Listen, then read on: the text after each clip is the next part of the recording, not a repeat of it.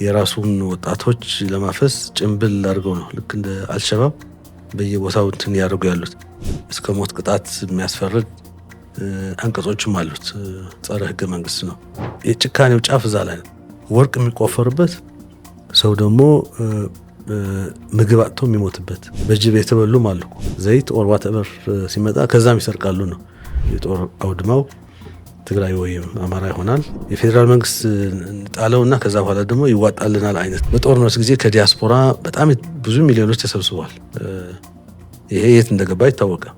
አንዱ ዘላቂ ሰላም ሊመጣ ከሆነ መደረግ ያለበት ይሄ ኃይል መወገድ አለበት ነው።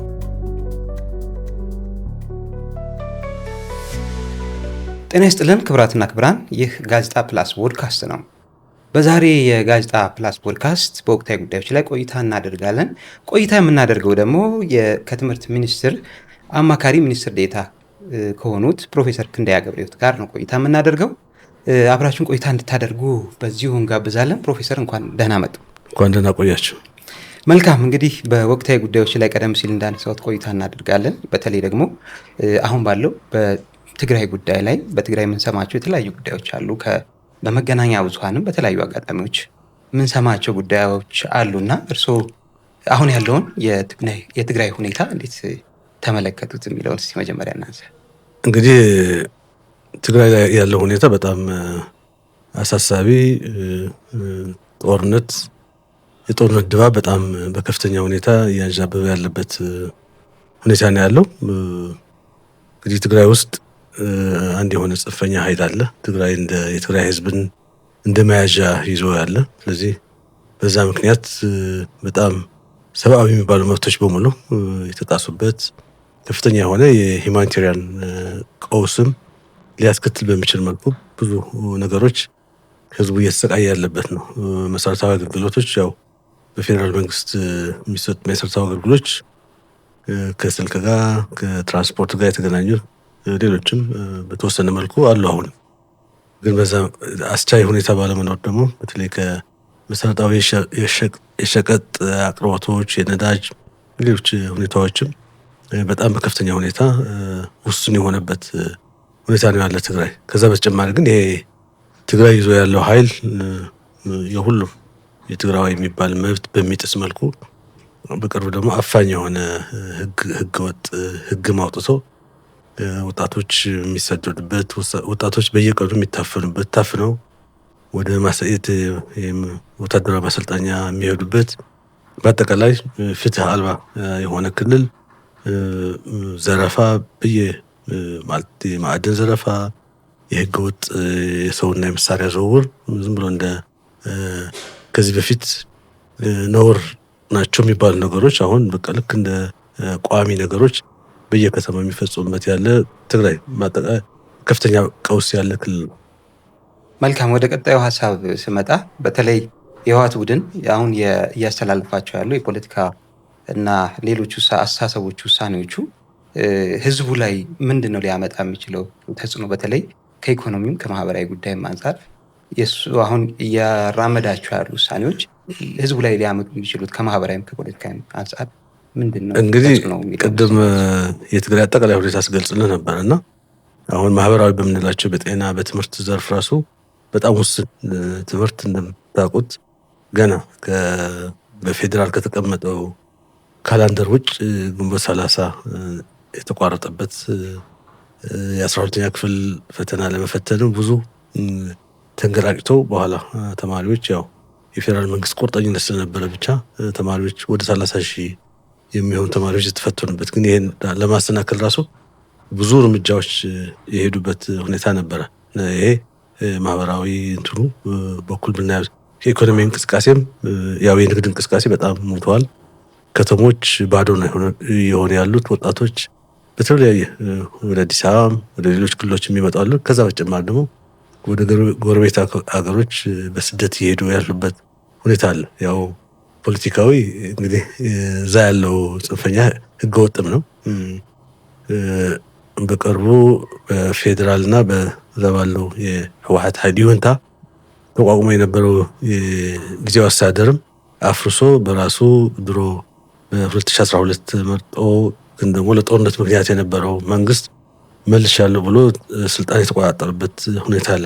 ፖለቲካ ምህዳሩም ምንም እንግዲህ ሌሎች ክልሎች ምርጫ አካሂደዋል። ትግራይ ደግሞ ምርጫም አልተካሄደም።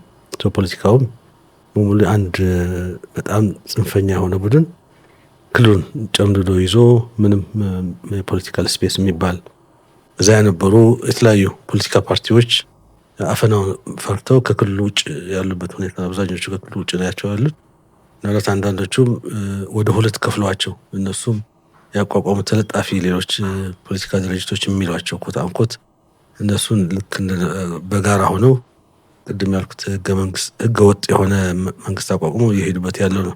ስለዚህ ጠቅላላ የትግራይ ህዝብ ማህበራዊም ፖለቲካዊም ኢኮኖሚያዊ ቀውስ ውስጥ ነው ያለው እንደ ህዝብ ማለት ነው። በዛ ምክንያቱ ሊገለጽ የሚችለው እንግዲህ ተጽዕኖ ምንም እንቅስቃሴ ከሌለ እዛ ክልል የመኖር እንግዲህ ኢንቨስትመንት የሚታሰብ አይደለም፣ አዲስ አይደለም። እዛ የነበሩት አብዛኞቹም እየለቀቁ ያለበት ሁኔታ አጠቃላይ ትግራይ መጀመሪያም እንዳልኩት አጠቃላይ ሊባል በሚችል ቀውስ ነው ያለችው እንደ ክልል።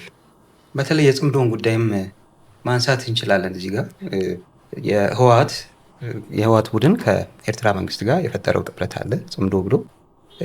ይህ ጽምዶ እውነት ትብብር ለመፍጠር ነው ወይስ ክልሉ ላይ ምን አይነት ነገር ለማምጣት ታስቡ? ጽምዶ የሚለውን ነገር እንግዲህ ጽምዶ የመሰረቱት የሚባሉት ከዚህ በፊት ሳርና እንትን የነበሩ አካላት ናቸው። አንድ ላይ ሊሰሩ አይደለም፣ ሊተባበሩ አይደለም፣ ሲዋጉ የነበሩ ኃይሎች ናቸው። አሁን እንግዲህ በዚህ ጽምዶ በሚባለው ኢኩዌዥን ውስጥ ኤርትራ አለ፣ ሱዳን አለ። ሱዳን አንደኛው ኃይል፣ ፋኖ አለ ማለት ያው እነሱ በሚገልጹት መልክ ከሌሎች ኢትዮጵያ ውስጥ ተቃዋሚ ነን የሚሉ ታጣቂዎች ጋር አለን ይላሉ። ግብፅም አለ። ሁሉም የራሳቸው ዓላማ አላቸው። ተባብረውም የሚቀጥሉም አይደለም፣ የሚዘልቅ አይነት ጽምዶም አይደለም። ምክንያቱም በታሪካቸው እርስ በርስ ሲታኮሱ የነበሩ ናቸው። አዲስ አጀንዳ ፈጥረው ለቀጣይ ለዘላቂ አብረው ሊኖሩ የሚችሉ አይደለም። አሁን እንደ ትብብር እነሱ የሚሉት ያው የፌዴራል መንግስትን መጣል አለብን፣ እኛ ህልውና በብልጽግና ሞት ነው የሚተገበረው ብለው ነው እየሰሩ ያሉት። ግን ሁሉም ብናያቸው የራሳቸው ዓላማ ነው ያላቸው። ግብፅ ኤርትራንም ሱዳንም ያዛል። ሱዳንና ኤርትራ ደግሞ በተለይ ኤርትራ ደግሞ እዛ ያለው የህወሓት ቡድን ያዛል። ሌላው አዛዥ የታዛዥ አይነት ትብብር የሚመስል ኮት አንኮት ማለት ነው።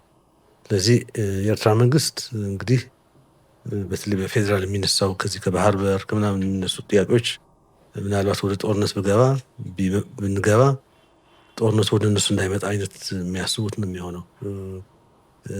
ይሄ እንግዲህ ጦርነቱ ወይ ትግራይ ውስጥ ወይ አማራ ውስጥ እንዲሆንላቸው እና ባፈር ዞን እንዲሆን ነው። የጦር አውድማው ትግራይ ወይም አማራ ይሆናል። ኤርትራ ስትራቴጂክ ዴፕስ ያገኛሉ።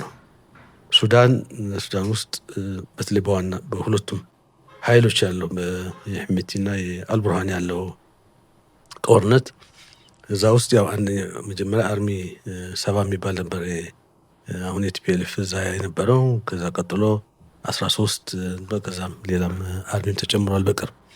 እነዚህ ደግሞ የውክልና ጦርነት የሚያካሂዱ ማለት ነው። ለጽንፈኞቹ ያኛው የገቢ ማስገኛ ነው የሚሆነው። የሱዳኑ ወደ ሱዳን የሚላኩት ያው እንግዲህ የሚከፈላቸው ነገር አለ። አብዛኛው ወደ ጽንፈኛው ኃይል የሚገባ ማለት ነው። ኤርትራ ደግሞ የጦርነቱ ወደ እነሱ እንዳይመጣ ወደ ትግራይ የሚያሻግሩበት። ግብፅ ደግሞ ያው በኢትዮጵያ ያለው ታሪካዊ ፍላጎት ይታወቃል። ለዛ የሚያገለግል ነው። ትግራይ ያለው ኃይል ደግሞ በጦርነቱ ውስጥ ከጦርነቱ ውጭ መኖር ስለማይችል ጦርነቱን የአፍሪካ ቀንድ እንዲሆን የመፈለግ አይነት እንትን አለ። ቀውሱ በጨመረ ቁጥር የእኛ ኢምፖርታንስ እነሱ የሚሉት እንግዲህ የምስራቅ አፍሪካ ትልቅ ኃይል እንሆናለን ነው ዋናው ነገር። ጦርነቱ ወደ ሱዳን ከሄደ፣ ጦርነቱ ወደ ኤርትራ ከሄደ፣ ጦርነቱ ወደ ትግራይና አማራ ከሄደ ቀውሱ ይሰፋል። ኢንተርናሽናል ጫና ይፈጠራል ነው በፌዴራል መንግስት ላይ። የፈለግነውን አይነት ድርድር እናገኛለን ነው። የሁሉም የተለያየ ዓላማ ነው ያላቸው። በዚህ ጽምዶ በምንለው ሁሉም አንዲት የምታገናኛቸው ገመድ ያው ጸረ ፌዴራል መንግስት ማለት አንዳንዶቹ ያው በግልጽ ነው የሚያወሩ ያሉት የፌዴራል መንግስት እንጣለው እና ከዛ በኋላ ደግሞ ይዋጣልናል አይነት ግንኙነት ነው ያላቸው። የሚያስቡት እነሱ የፌዴራል መንግስት ከእንትን ካደረጉ በኋላ ደግሞ እነሱ ደግሞ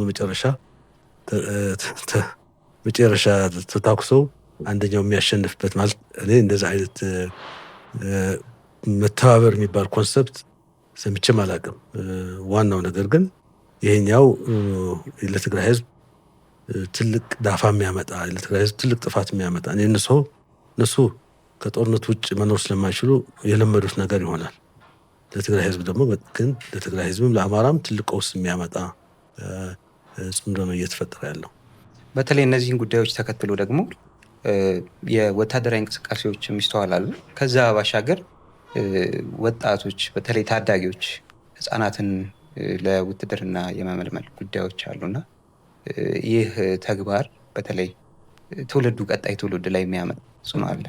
አምራች ለወደፊት ታዳጊ የሆኑ ህፃናትም ላይ ምልመላ አሉ። በተለያዩ ማህበራዊ ሚዲያዎችም የተለያዩ አጋጣሚዎችም የምናያቸው ጉዳዮች አሉ። እናቶች እስከ ማስጣል ድረስ ልጆቻቸውን የደረሱባቸው እንቅስቃሴዎችም አሉና ምንድን ነው ተጽዕኖ ትውልዱ ላይ ይሄ በተለይ ምልመላ ህፃናትን ቅድም ጠቅሼው ነበር። በቅርቡ ልክ የ2012 መንግስት ኮታምኮት የነበረው መለስን ካሉ በኋላ የመጀመሪያ ስራ ያሰሩት የትግራይ ህልውና ለማስከበር ብሎ ያወጡት አዋጅ አለ። በጣም ህገወጥ የሆነ በጣም አሳፋሪ ማለት ነው። ይህ አዋጅ እንግዲህ የተለያዩ ነገሮች ያስቀምጣል። እስከ ሞት ቅጣት የሚያስፈርድ አንቀጾችም አሉት። ጸረ ህገ መንግስት ነው። ግን በዋናነት ከዛ ውስጥ በቃ እዛ ያለ ትግራዋይ በቅርብ እንደሚሰማ ነው ከትግራይ ውጭ ዲያስፖራም ያለ እና ከተባለ ይመጣል አይነት ፉከራም የሰማንበት እንትን ያለው በተግባር ገብተውበታል። ወጣቱን አፍስህ ወደ ተለያዩ የማሰልጠኛ ተቋማት የማስገባት አለ። ይህ ተጀምሮ መጀመሪያ ብርቅ ነበረ፣ የተለያዩ ቦታ ነበር የምናየው እና አሁን ሁሉም ትግራይ በየቀኑ ወጣቶች ይታፈሳሉ። ወጣቶች አሉም በሽማግሌዎችም የሚታፈሱበት የአራት ልጆች የአምስት ልጆች አባቶች እናቶች ወደ ማሰልጠኛ የገቡበት ሁኔታ ነው ያለው። ይሄ እንግዲህ ከኤርትራ ከሻዕቢያ የተማሩት ነው።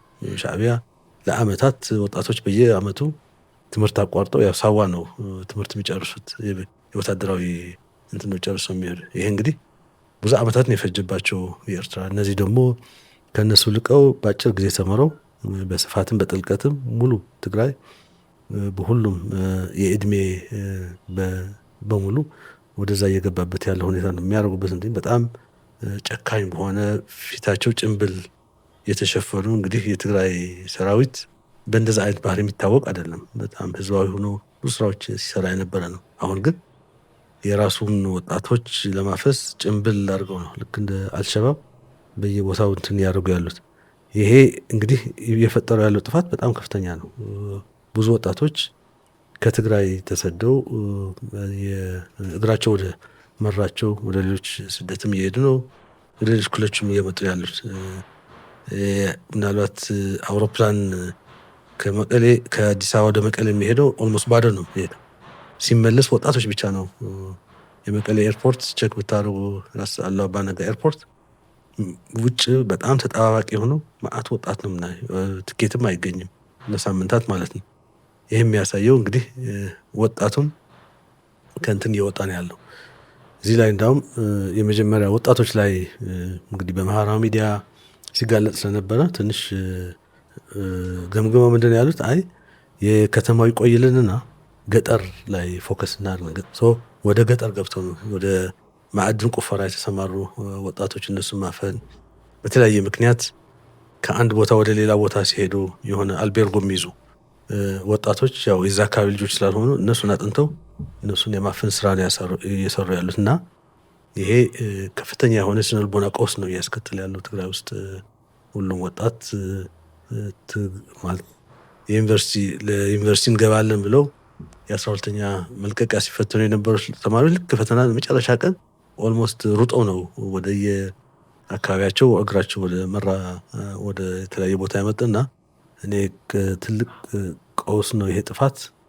በቀላሉ የሚታከምም አይደለም።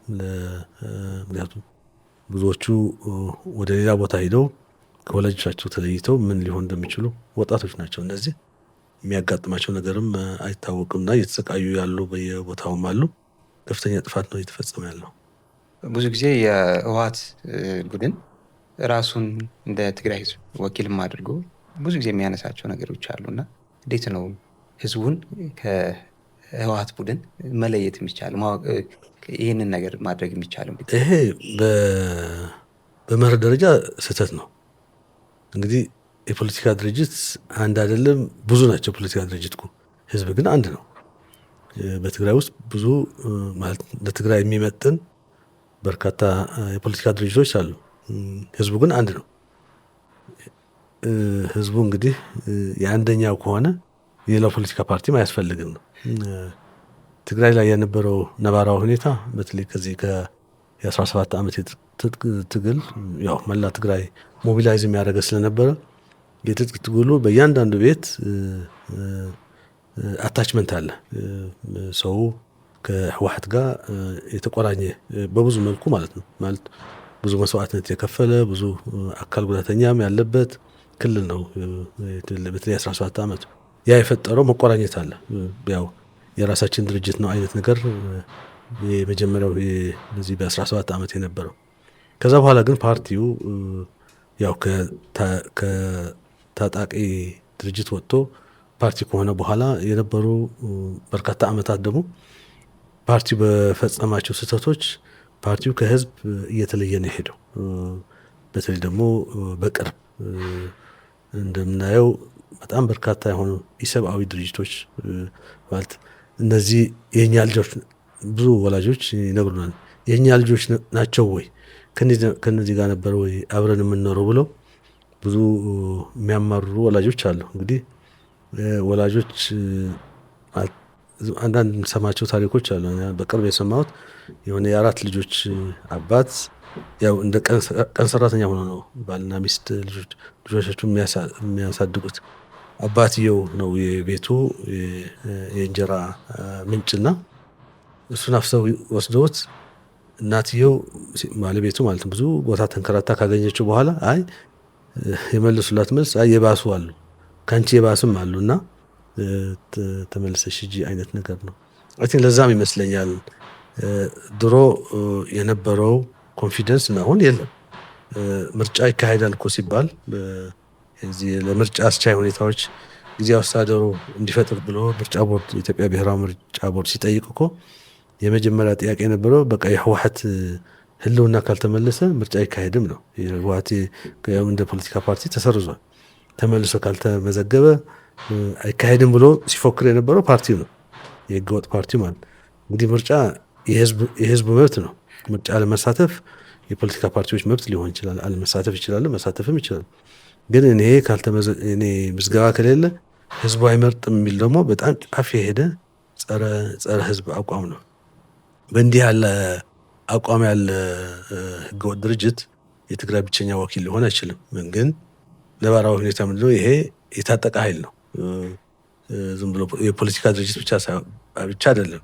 የፖለቲካ ድርጅትም የታጠቀም ብቻ ሳይሆን ሀብት የዘረፈ ብዙ ህገወጥ ስራዎች ለአመታት ሲያከናውን የነበረ በጣም ኔትወርክድ በእያንዳንዱ ቤት ይሄ በአንድ ለአምስት አደረጃጀት እያንዳንዱ ቤት እርስ በርስ አንደኛውን የሚሰልልበት ሁኔታ ያለው ሁኔታ ነው። ስለዚህ ያ ሁሉ ጸረ ዲሞክራሲ የተንጸባረቀበት ስለሆነ የብቸኛ ወኪል ሊሆን አይችልም። ግን ትግራይ ደግሞ ጨምድዶ ይዞ ያለ አካል ነው። በቀጣይነት የምናነሳው በተለይ የህገወጥ የማዕድን ዝውውር እንዲሁም ደግሞ የሰዎች ዝውውር ጭምር እንዳለ ነው። እዛ ላይ በአብነት የሚነሱት በተለይ ወጣቶችን በውትድርና እስከ መሸጥ ድረስ የሚያደርሱ ጉዳዮች እንዳሉ ይሰማል በሚዲያዎችም በተለያዩ አጋጣሚዎችም እና የዚህ ችግር ስፋት እና ተጽዕኖ ምን ድረስ ነው ለአካባቢው የሚለውን በጣም ሰፊ ነው።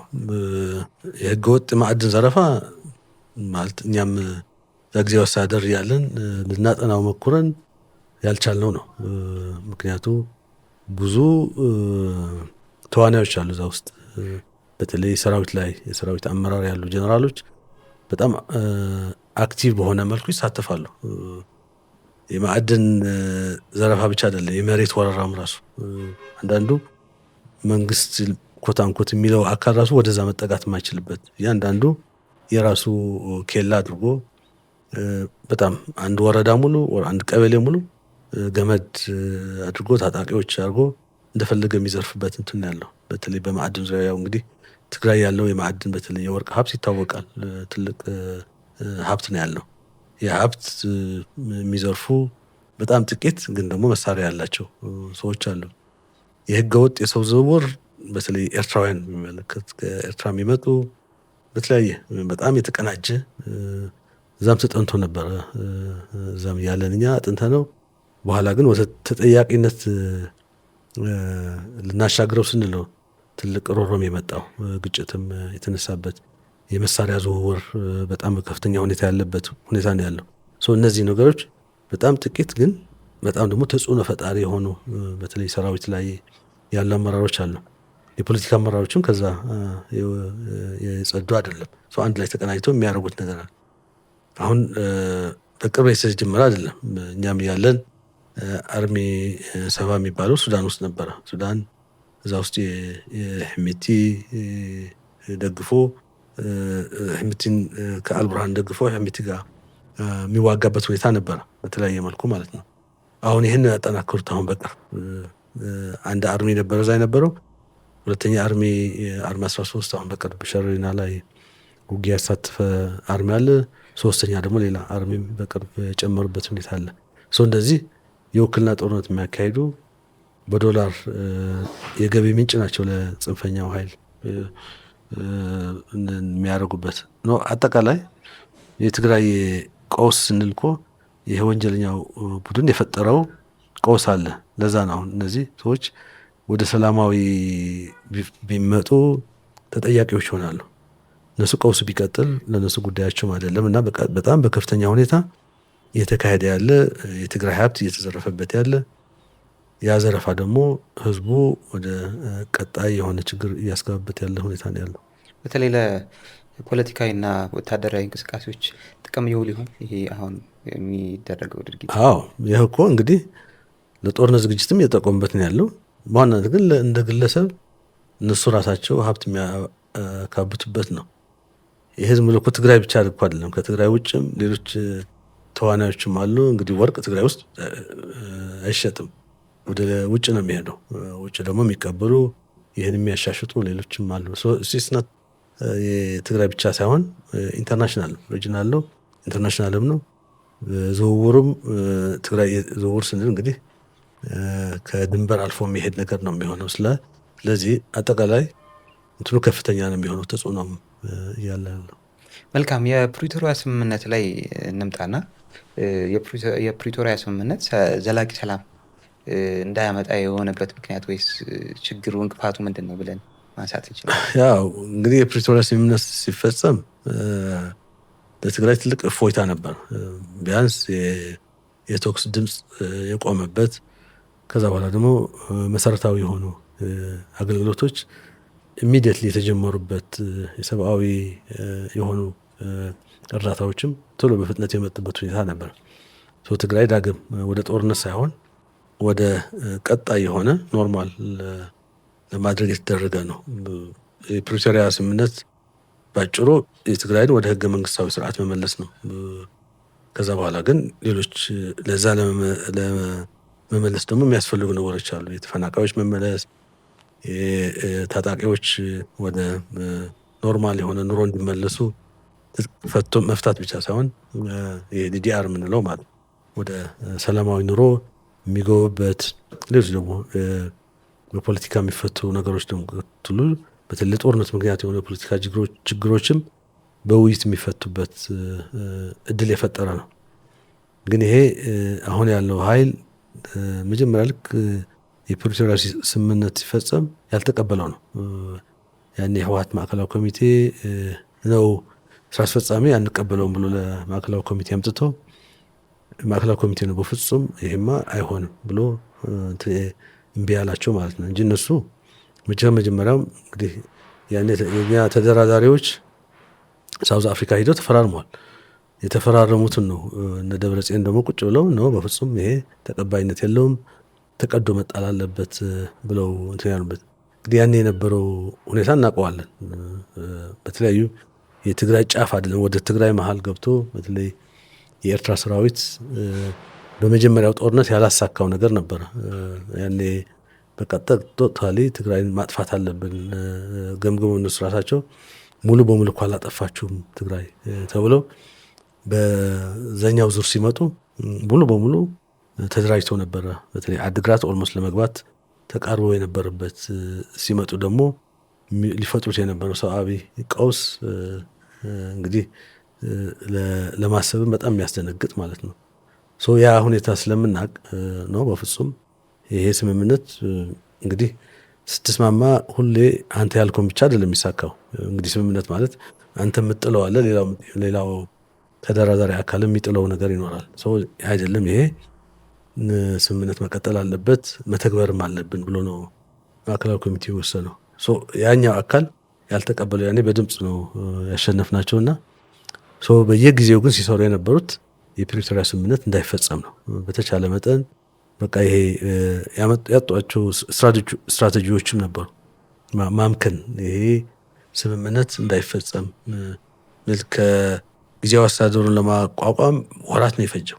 ብዙም ተአምርም ያን ያህል ጊዜ መፍጀት ያልነበረበት ማለት በዛ ምክንያት በኋላ ትንሽ ህዝብ ማጉረምረም ሲጀምር ነው ወደ ማቋቋም ይሄድ ነው እንግዲህ የተፈረመው እና በኋላ መንግስት የተቋቋመው ደግሞ መጋቢት ነው። የልዩነቱ የ4-5 ወር ልዩነት ነበረ መንግስት ሳይቋቋም ማለት ነው። ለዛ ያን ያህል ጊዜ መውሰድ አልነበረም። ግን ፕሬዚደንት ሆናለሁ ብሎ የሚያስብ አንድ ሰው ነበረ። የእሱ አልተሳካም። በየጊዜው ሽምግልና እየተላከ ሲያጓትት መጨረሻ ነው መጋቢት ጊዜያዊ አስተዳደሩ የተቋቋመው። ስለዚህ ይሄ አካል ለዛ ነው ያኔም እንቀበለውና ግን ዝግጅት ግን እናድርግ ለጦርነት ለሌላ ጦርነት የሚዘጋጅ አካል የነበር። አሁን በውጤትም በቀጣይነትም ያየ ነው እሱ ነገር። እንግዲህ እዛ ያለው ኃይል ከጦርነት አዘውሪት ውጭ መኖርም አይችልም። ቅድም በነገርኩት ምክንያት ማለት ሰላም ከሆነ ተጠያቂነት ይኖራል። ሰላም ከሆነ ቅድም ያልናቸው ህገወጥ የሆኑ ስራዎች አሉ። እነዚህ ሊጋለጡ ነው፣ ወደ ግለሰብም ተጠያቂነት ያመጣሉ። በጦርነት ጊዜ ከዲያስፖራ በጣም ብዙ ሚሊዮኖች ተሰብስቧል። ይሄ የት እንደገባ አይታወቅም። አንዱ ሲያጨቃጭቀን የነበረ ነገርም ይሄ ይጣራ ተጠያቂነት ይሄ ሲወስኑ የነበሩት በጣም ጥቂት ሰዎች ናቸው። ሜይ ቢ ያኔ የድርጅቱ ሊቀመንበር ደብረጽዮንና ምክትሉ ብቻ ነበረ የሁሉም የያዙት። የት ገባ ሲባል ያው ወደ ትልቅ እንግዲህ ጸብ ነው የገባ ነው። አንዳንዴ ምን አገባቸው አይነት ነገርም አለው። አንዳንዴ ደግሞ ዝም ብሎ ሲጭበረበር አይነት ለእንትና ሰጥቼዋለሁ ለእንትና ማለት እንግዲህ እኔ ዝም ብሎ እኔም እስከማውቀው ድረስ የሳተላይት ስልኮች፣ የቴሌቪዥን ክራዮች ምናምን ነገር ይከፈል ነበር። ከዛ ውጭ ብዙም የወጣ ውጭም አልነበረም እና ከዛ ግን ያ ብቻ አይደለም፣ ሌሎች ህገወጥ ድርጊቶች አሉ። እነዚህ ሰላም ከቀጠለ ተጠያቂነት ይመጣል ነው። በኋላ የተቀመጡ ነገሮች አሉ። በተለይ ከዚህ የትግራይ ትልቁ ጥያቄ የነበረው የተፈናቃዮች መመለስ ነበረ። እንግዲህ ተፈናቃዮች እንዳይመለሱም በየጊዜው ችግር እየፈጠረ የቆየበት ሁኔታ አለ እና እኔ ዘላቂ ሰላም ሊመጣ ከሆነ መደረግ ያለበት ይሄ ኃይል መወገድ አለበት ነው። ይሄ ኃይል ከትግራይን ይዞ መቀጠልም የለበትም። ትግራይ ይዞ አንቆ ይዞ ጨምድዶ ይዞ ትግራይ ወደ ቀውስ አስገብቷል። ከቀውስ አልፎ ደግሞ አሁን ወደ ጦርነት የሚያስገባ ያህል ነውና ዘላቂ ሰላም ሊመጣ ከሆነ የኃይል አደብ መግዛት አለበት። የተፈናቃዮች ጉዳይም ብዙ ጊዜ ይነሳል ክልሉ ላይ። ከፖለቲካ የሰብአዊ መብት የሰብአዊ አቅርቦትም ድጋፍም ተፈናቃዮች የሚቀርቡ ጉዳዮችም መስተጓጎሎች አሉ በፖለቲካ ፍላጎቶችና እንደው ይሄ ከምን አንጻር ከምን ፍላጎት ነው ብለው ያስባል? እንግዲህ ይሄ ኃይል እኮ በጣም ጨካኝ ነው ማለት እኔ ተፈናቃዮች በቁጥር በጣም ብዙ በርካታ ተፈናቃዮች 6ኛ ክረምት ነው አሁን በኬንዳ እያሳለፉ ያሉት። እኔ ትልቁ የትግራይ ሰብአዊ ቀውስ ይሄ ነው። እንግዲህ ከመጀመሪያ ከተፈናቀሉት ምን ያህል ቀሩ አሁን በጣም በቁጥር መግለጽም ባይቻል መገመት አያስቸግርም። ምክንያቱ የሚኖርበት ሁኔታ ተፈናቃዮችም አብዛኞቹም ወይ በእድሜ የገፉ ናቸው፣ በተለያየ ሕክምና የተለያዩ ማህበራዊ አገልግሎት የማያገኙ ህጻናት በርካታ ናቸው ያሉት ተፈናቃዮች። እንግዲህ 6ኛ ዓመት ሲቆዩ አምና በጅብ የተበሉም አሉ። በተፈናቃዮች ወደ ጅቦች ወደ ተፈናቃዮች ካምፕ ገብተው ማለት ነው። ይህን ጥያቄ እንኳን ማስተናገድ የማይችል ኃይል ነው ያለው እዛ። ቅድም እንዳልኩ የትግራይ ህዝብ ችግር ከተፈታ ተጠያቂ ይመጣሉ፣ ተጠያቂነት ይመጣል። ይሄ ተጠያቂነት ደግሞ ያው ማን ጋር እንደሚያርፍ ይታወቃል እኮ። ትግራይ ያሉት ወንጀለኞች የመለየት እንትን ብዙ የሚያስቸግርም አይደለም። ህዝቡ በየቦታው ያውቃቸዋል። ለዛ ነው አሁን ተፈናቃዮች ለመመለስ የነበረው በፌዴራል መንግስትም የነበረው በተለይ 2015 መጀመሪያ ጊዜ አስተዳደር ሲቋቋም እቅዶች ወጥተዋል እኮ ተፈናቃዮች እንዴት እንመልሳቸው ተብሎ። ያ እቅድ ልክ እንደ ወደ ትግራይ ይዘን እንደሄድ በቃ መሬት ሽጠው መጥተዋል በሚል ከፍተኛ የሆነ እንግዲህ የህወሓት የፕሮፓጋንዳ እንትን እናውቀዋለን። ከስከታች ቅድም ያልኩ እስከ 1 ለ5 የልማት ቡድን ነው የሚወርደው በአንድ ምሽት ማለት ነው። እንደዛ ወርዶ በቃ እያንዳንዳችን በስም እየተጠራን በቃ እንደዚህ መሬት ሽጠው መጥተዋል ከፌዴራል ጋር ተስማምተው ምናምን ተብሎ በጣም በከፍተኛ ዘመቻ ያደረገበት። ህዝቡ ደግሞ ያው የሚደነግጠው እንትን አለ። ያው ህወሓት አይሳሳትም የሚል የድሮ የነበረው አይነት እንትንም ቀላል አይደለም ተጽዕኖውና ያ ተበላሸ። እንደገና ሌላ እቅድ ወጣ። እንደገና ሌላ እቅድ በጣም በርካታ ኢቭን አዲስ አበባ ከመጣን በኋላም የታሰበ ተፈናቃዮች የመመለስ እንግዲህ ተፈናቃዮች መመለስ ጉዳይ የሰብአዊነት ጉዳይ ነው። ስንት የፖለቲካ ጉዳይም አይደለም። እነሱ ሲሉ የነበረው የህወሓት ተፈናቃዮች አነጋግረን የህወሓት ዳግም ምዝገባ ካልተመለሰ ተፈናቃዮች የመጀመሪያ ቅድሚያ የምንሰጠው የድርጅታችን ህልውና ነው ብሏል ብሎ ነው ተፈናቃዮች የነገረን ብለው በአደባባይ ሲናገሩ ነበር። ማለት ጫፍ የወጣ የሰብአዊ አስተሳሰብም ጭምር ነው። ምክንያቱም ህዝብ ነው የሚኖረው እንጂ ፖለቲካ ድርጅት እኮ ይቋቋማል፣ ይጠፋል፣ ወደ ሌላም ሊቀየር ይችላል። እነሱ ግን ነው በቃ እንግዲህ የነሱ ተጽዕኖ በጣም በሚገርም ሁኔታ ተፈናቃዮች ላይ ነው የሚብሰው። እንግዲህ ተፈናቃዮች በእርዳታ ነው የሚኖሩት። በእርዳታ ያቺ እርዳታ ደግሞ የሚያስተባብሩት እነዚህ 1 ለ5 አደረጃጀት ናቸው። ይህን እርዳታ አንተ የሆነ ሰው የሚያንጸባርቀው የፖለቲካ አቋም እርዳታ የመቀበልና ያለመቀበል ሁኔታ ነው። እዛ ለሰብአዊ እገዛ ተብሎ የሚመጣው እህልም እኮ የሚሰርቁ እነሱ ናቸው። ከዛ ከተፈናቃዮችም ከምትመጣው በጣም ጥቂት እህል፣ ዘይት ኦር ዋትኤቨር ሲመጣ ከዛም ይሰርቃሉ ነው። መስረቅ ብቻ አይደለም፣ ከዛም ሰርቀው የፖለቲካ አስተሳሰባቸውም ተጽዕኖ ይፈጥራሉ። ብዙ ትምህርት ቤቶች በተለይ በሰሜን ምዕራብ ሽሬ አካባቢ እኮ ተፈናቃይ ብቻ ነው የያዛቸው ትምህርት ቤቶቹ ማለት ነው። እንግዲህ አስገደ ጽንብላ የሚባሉት የሰሜን ምዕራብ ዞን የሰሜን ምዕራብ ዞን በወርቅ የታወቀ ነው። አሁን ሕጻጽ ምናምን ሰምታችሁ ከሆነ ባለፈው ጊዜ በጣም ትልቅ ሰብአዊ ቀውስ የነበረበት እዛ የነበሩ ካምፖች በሙሉ የሞት ማለት ተፈናቃዮች እነሱ ያሉበት ካምፕ ግን የወርቅ ቦታ ነው። ወርቅ ደግሞ ይቆፈራል ከዛ አጠገብ ማለት ነው። የጭካኔው ጫፍ እዛ ላይ ነው። ወርቅ የሚቆፈርበት ሰው ደግሞ ምግብ አጥቶ የሚሞትበት፣ ሕክምና አጥቶ የሚሞትበት ሁኔታ የነበረው ትግራይና እንግዲህ የተፈናቃዮች አለመመለስ ለእነሱ እንደ ፖለቲካ መያዣ ነው። እነሱን ልንመልሳቸው ከሆነ የህወሓት ምዝገባ የግድ መሆን አለበት፣ የድርጅታችን ህልውና መጠበቅ አለበት የሚሉት እንትን ነውና እኔ ትልቁ ይሄ ሰብአዊ ቀውስ ለፖለቲካ መጠቀሚያ መሆኑም በግልጽ የሚታይበት ክልል ካለ ትግራይ ነው።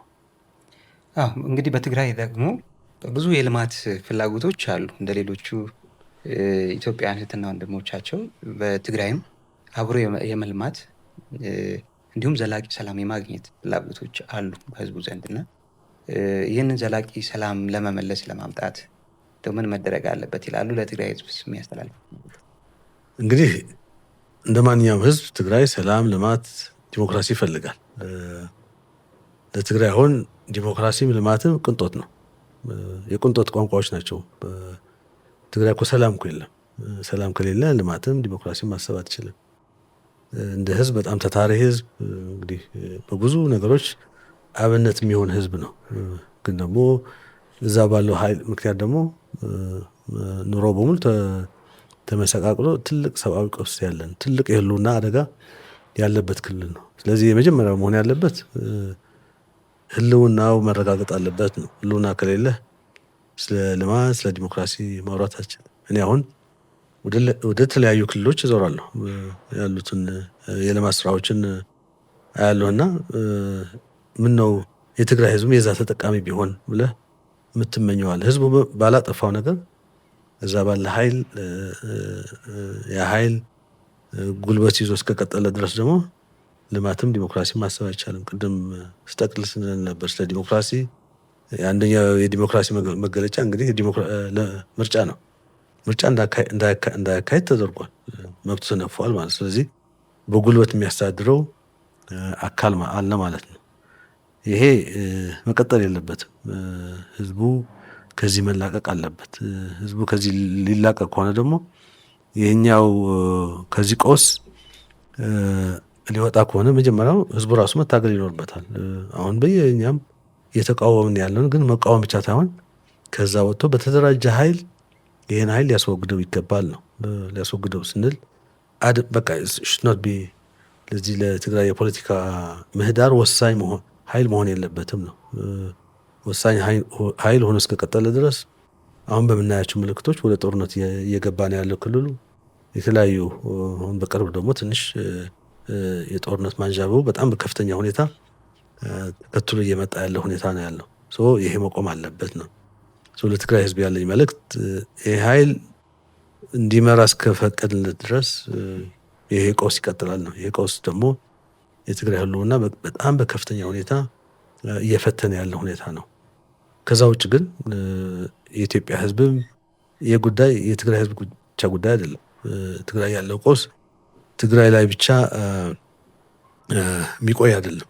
እንዳልነው የትግራይ ህዝብ ከሌሎች ጋር አብሮ የመልማት ታሪክ አለው። የመልማት ታሪክ ብቻ ሳይሆን በሰላም አብሮ የመኖር ታሪክም አለው። ይሄ ታሪክ መመለስ ያስፈልገናል ነው። ትግራይ ላይ የሚኖረው ቀውስ ኢሚዲየትሊ ወደ አማራ፣ ኢሚዲየትሊ ወደ አፋር፣ ለኤርትራም ትልቅ ቀውስ ነው የሚፈጥረው። ብቻም አይደለም ወደ ሌሎች ወደ የኢትዮጵያ ሌሎች ክልሎችም የሚዛመትበት ፖቴንሻል በጣም ከፍተኛ ነው። እነዚህ ሰዎች ባያሸንፉም ቀውስ የመፈጠር አቅም አላቸው። እንግዲህ ሱዳን ላይ ቀውስ እየፈጠሩ ነው ያሉት። የትግራይ ወጣት ዞሮ ወደ ኩምሩክ ወደ ደማዚን እየሄደ እየተዋጋ ተሽጦ እየተዋጋ ያለበት ሁኔታ ነው ያለው። ይሄን እንዲቆም የማድረግ የሁሉም ኃላፊነት ነው። ኢትዮጵያውያን ኃላፊነት አለበት፣ ሁላችን ኃላፊነት አለብን። ከዛ በተጨማሪ የፌዴራል መንግስትም ትግራይ እንግዲህ የፌዴሬሽን አካል ነች። የኢትዮጵያ ፌዴሬሽን አካል እስከሆነ የህገ መንግስት መብቱ የህዝቡ ህገ መንግስት መብት ደግሞ የማስጠበቅ ደግሞ መንግስት ኃላፊነት አለበት። እንግዲህ እስካሁን ያለው ትዕግስት ይገባኛል፣ ትልቅ አድናቆትም አለኝ ለዚህ። ግን እስከ መቼ ነው? ይሄ ህዝብ እየተሰቃየ ሊኖር አይገባም። የሆነ የሚያበቃበት ጊዜም ያስፈልጋል አደብ ያህል። ከዛ በተጨማሪ ግን በተለይ ይሄ ኢንተርናሽናል ኮሚኒቲ የፕሪቶሪያ ስምምነት ሲፈረም የኢንተርናሽናል ኮሚኒቲ ትልቅ አስተዋጽኦ አድርጓል። ኢንተርናሽናል ኮሚኒቲ ትልቅ የዓለም ማህበረሰብ ትልቅ አስተዋጽኦ ያደረገበት ስራ ነው። አሁን ስምምነት ነው እየፈረሰ ያለው። ይህ ኃይል እንደፈለገው ይህን ስምምነት እንዲያፈርስ ሊፈቀድበትም አይገባል እና አይ ቲንክ ከዚህ ቀውስ ወጥተን ወደ ዘላቂ ሰላም ለመግባት ከሆነ ሁለገብ ሁሉንም ያማከለ መንግስት ያስፈልጋል ትግራይ ውስጥ። ከዛ በኋላ ደግሞ ትግራይ የህዝቡ ደግሞ ወደ መረጠው መንግስት ልክ እንደሌላው የሀገራችን ክልል የመምረጥ መብት ሊኖረው ይገባልና ይሄ እንዲሳካ የሁሉም ጥረት ያስፈልግ። በዋናነት የትግራይ ህዝብ ትግል ነው የሚጠይቀው። ከዛ በተጨማሪ ግን የፌዴራል መንግስት፣ የዓለም ማህበረሰብ፣ ሁሉም ኢትዮጵያውያን እዚህ ላይ ተረባርበው የትግራይ ዘላቂ ሰላም ላይ ገዛ ሊያደርጉ ይገባል። ይህን መልእክት ማስተላለፍ ፈልገው። ፕሮፌሰር ክንደያ ገብረሕይወት እዚህ ድረስ መጥተው ስለሰጡት ቃለመጠይቅ በጣም አመሰግናለሁ። እኔም ይሄንን እድል ስለሰጣችሁኝ በጣም አመሰግናለሁ። የተከበራችሁ ተመልካቾቻችን በወቅታዊ ጉዳዮች ላይ ያደረግነው ቆይታ ይህን ይመስል ነበረ። በተለይ ፕሮፌሰር ክንደያ ገብረሕይወት በትምህርት ሚኒስቴር አማካሪ ሚኒስትር ዴኤታ አብረውን ቆይታ አድርገው ነበረ። መልካም